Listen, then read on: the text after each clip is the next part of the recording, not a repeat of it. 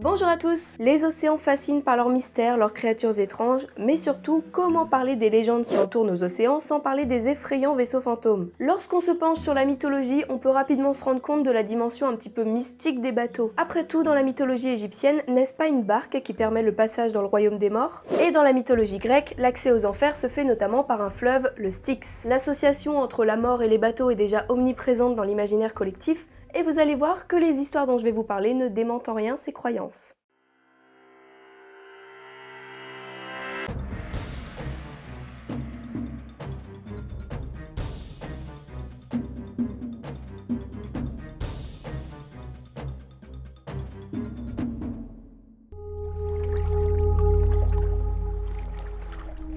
Je vous présente le Mary Céleste, ou le Mary Celeste, je sais pas trop comment ça se prononce. Ce navire américain, qui en apparence ne révèle rien de sa triste histoire, a été retrouvé en décembre 1872 au large du Portugal, totalement déserté par son équipage. Le navire était parti de New York et voyageait déjà depuis un mois lorsqu'il fut découvert. Les voiles du navire étaient abîmées, il y avait un peu plus d'1 mètre d'eau dans la cale, donc il s'était visiblement passé quelque chose, mais rien qui empêchait le bateau de naviguer. Et pourtant, aucune trace des 7 membres d'équipage, du capitaine, de sa femme et de leur fille de 2 ans qui avaient aussi embarqué avec eux. Le canot de sauvetage quant à lui avait aussi disparu, mais il n'a jamais été retrouvé. Donc que s'est-il passé sur ce fameux bateau? Les dernières notes du capitaine dataient de 2 semaines auparavant, ça faisait donc 2 semaines que le bateau dérivait ainsi. Les marins qui l'ont découvert rejoignaient la côte quand ils ont aperçu au loin un navire voguant un petit peu en zigzag, qui ne répondait pas à leurs signaux et dont les voiles semblaient mal mises. Forcément, ils se sont doutés que quelque chose n'allait pas et ont décidé d'aller voir. Une fois montés à bord et après avoir constaté que l'équipage n'était visiblement plus là, ils ont divisé leur propre équipage en deux. La première moitié ramenait leur propre bateau au port le plus proche, la deuxième moitié s'occupait du Mary Céleste. Raccoon, pourquoi tu miaules pile quand je parle? Bah viens!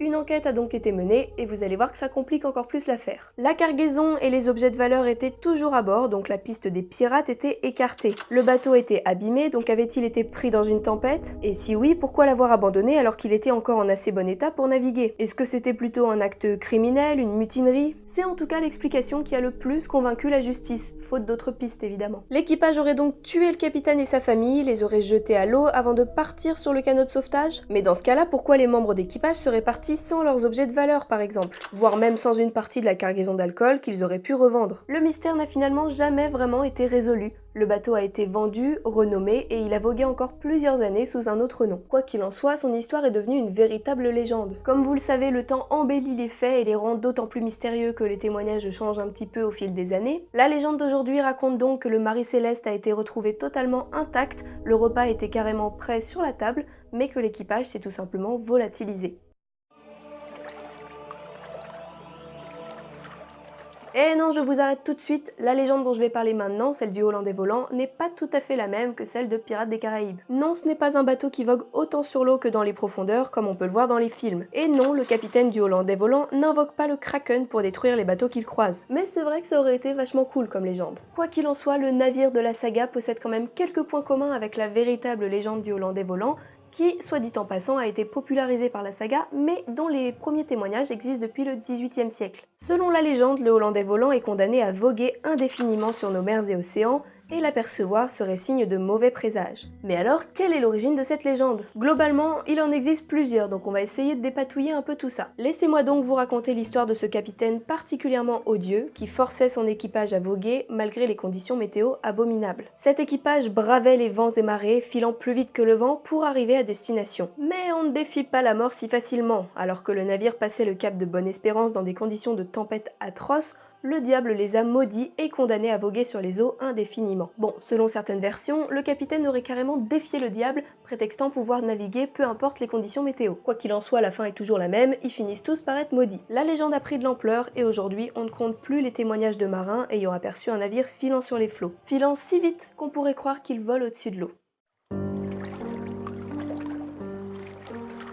Pour finir, laissez-moi vous conter l'histoire assez étonnante du SS Baishimo. Construit au début du XXe siècle, ce navire a d'abord été utilisé lors de la Première Guerre mondiale, avant d'être racheté par la compagnie de la baie d'Hudson. C'est une compagnie qui fait du commerce et qui était surtout connue à l'époque pour son commerce de fourrure. Ce fameux bateau n'avait pas grand chose d'un vaisseau fantôme au début, puisqu'il permettait simplement le transport de biens commerciaux, de l'Écosse jusqu'en Alaska. De l'Écosse jusqu'en Alaska, on passe quand même par un pôle, donc il valait mieux bien se couvrir. En 1931, malheureusement, le navire s'est retrouvé coincé dans la glace, impossible de l'en sortir. Après plusieurs jours, une partie de l'équipage a été secourue, mais le capitaine ainsi que certains membres ont préféré rester pour ne pas abandonner le bateau et essayer de le sortir de là. Et oui, c'est que ça coûte cher un bateau. En plus, il devait y avoir de la marchandise dedans. Bref, le temps a passé, le bateau était toujours coincé et l'équipage était descendu du bateau pour construire un abri de fortune sur la banquise, quand soudain, ils ont été pris dans une tempête monstrueuse. Lorsqu'elle s'est enfin calmée, plus de bateau. Il avait sûrement coulé, du moins c'est ce que pensait l'équipage. Mais une semaine plus tard, ils ont finalement appris que leur bateau avait été aperçu, voguant à la dérive à bonne distance des côtes. C'est ainsi que débute la fameuse légende du SS Beishimo. Il semble donc que ce bateau, vide de son équipage, ait vogué au gré des courants. Il a été aperçu plusieurs fois, notamment au cours des années 30, mais la dernière observation à peu près fiable remonte aux années 1960. Et depuis, plus de nouvelles. Il n'a plus jamais été aperçu et n'a jamais été retrouvé. La logique veut qu'il ait fini par rouiller, se désagréger, s'abîmer contre la glace et finalement couler. Le mystère de sa localisation reste cependant une énigme. Peut-être que des sous-marins ou que sais-je encore repéreront un jour un navire coulé au large de l'Alaska dans quelques dizaines d'années et le mystère du SS Beishimo sera enfin élucidé. Nombreuses encore sont les légendes qui hantent nos mers et océans. En tout cas, j'espère que tout comme moi, vous avez pu découvrir ou redécouvrir certaines légendes de vaisseaux fantômes. Si c'est le cas, vous pouvez toujours laisser un petit pouce de type positif et vous abonner pour suivre la suite des vidéos. Je vous rappelle également qu'il y a le lien de la page Utip juste en dessous en description pour ceux qui voudraient soutenir la chaîne en regardant quelques publicités. Quant à moi, je vous dis à très vite et d'ici là, portez-vous bien.